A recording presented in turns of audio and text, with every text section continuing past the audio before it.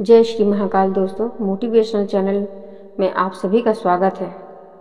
आज मैं फिर एक बार भाई और बहन के रिश्ते को लेकर आप सभी के सामने एक नई कहानी के साथ उपस्थित हुई हूँ।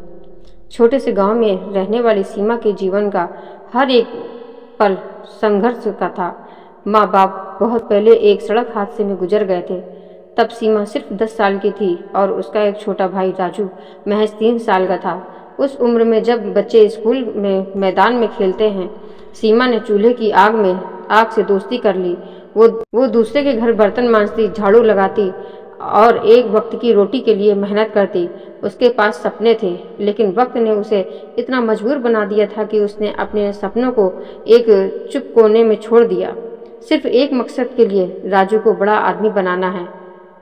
वो हर रक्षाबंधन पर एक ही बात कहती, राजू मैं तुझे पढ़ाऊंगी, बड़ा बनाऊंगी, तुझे वो सब दूंगी जो मुझे कभी नहीं मिला। एक दिन तू मेरा गर्व बनेगा।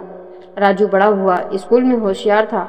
सीमा ने अपनी पढ़ाई छोड़ दी, लेकिन उसका भाई हर कक्षा में टॉप करता रहा। गांव के मास्टर भी कहते, सीमा तेरा भाई एक दिन अफसर बनेगा। सीमा की आंखों में हर बार एक ही सपना तैरता रहा, राजू का उज्जवल भविष्य। समय बदलता गया। राजू कॉलेज के लिए शहर चला गया। वहाँ की चकाचौंध और तेज जिंदगी में वो धीरे धीरे सीमा को भूलने लगा। पहले हर दिन कॉल करता था, फिर हफ्ते और फिर महीनों बीतने लगे। सीमा कॉल करती, वो व्यस्तता का बहाना निकालता। राजू के जीवन में अब दोस्त, कंपनी, कैरियर और शोहरत आ चुके थे, लेकिन बहन की चिट्ठी, सनी, ममता पीछे छूट गई। फिर भी सीमा हर साल रक्षाबंधन पर राखी भेजती रही, एक प्यारी सी चिट्ठी के साथ। भाई तेरे लिए कुछ नहीं भेज सकी इस बार भी, बस ये राखी है तुझे मेरी याद दिलाने के लिए। एक वादा कर, मेरी किसी मोड़ पर जब मैं याद आऊं तो सिर्फ एक बार लौट आना। राजू ने वो चिट्ठी कभी नहीं खोली। इस बार रक्षाबंधन से कुछ दिन पहले सीमा की तबीयत बिगड़ गई। गांव में इलाज की सुविधा नहीं थी, पैसा भी नहीं था। मोहल्ले वालों ने चंदा करके उसे शहर के अस्पताल में भर्ती कराया। सीमा ने एक आखिरी बार पोस्ट ऑफिस से राखी भेजी और एक चिट्ठी लिखी, पहली बार सिर्फ एक लाइन में, इस बार राखी खुद बांधना, शायद ये मेरी आखिरी राखी हो।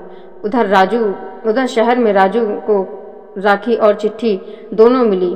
उसे कुछ खास नहीं लगा, लेकिन जब उसने वो एक लाइन पढ़ी तो उसका दिल कांप उठा। उसे बचपन की सारी बातें याद आने लगी। बहन के गीले कपड़ों में खाना पकाना, स्कूल की फीस भरने के लिए खेतों में मजदूरी करना और हर बार उसके लिए नया कपड़ा खरीदना, जबकि खुद फटी साड़ी पहनना। राजू पहली बार खुद से शर्मिंदा हुआ। वो सब छोड़कर उसी रात गांव पहुंचा, पर सीमा वहां नहीं थी। वो अस्पताल में थी, बेहोश, ऑक्सीजन पर।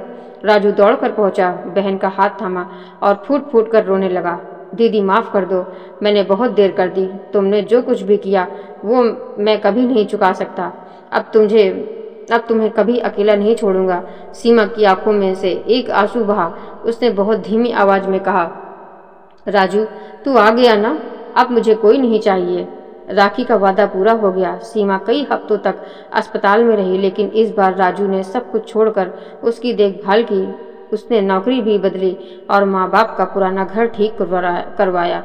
हर साल वो खुद राखी बंधवाने आता और जब लोग पूछते कि आपको कौन सी प्रेरणा मिली, तो वो कहता, एक लाचार बहन ने जो मेरे लिए सब कुछ छोड़ दिया, आज उसी की बदौलत मैं हूँ। अगर आप अपनों की कदर समय पर नहीं करते तो वो कभी कदर का वक्त भी नहीं आता। इस कहानी से हमें यही सीख मिलती है, रक्षाबंधन सिर्फ राखी बांधने का त्यौहार नहीं, यह वक्त है वादों को निभाने का, बहनों के त्याग और ममता का। कई बार दुनिया के हर रिश्ते से ऊपर होता है, अपनों को वक्त पर पहचानो, वरना पछतावे की राखी कभी वापस नहीं बंधती। जय श्री महाकाल दोस्तों, अगर आपको कहानी अच्छी लगी हो तो चैनल को सब्सक्राइब करें और कमेंट में जय श्री महाकाल लिखें।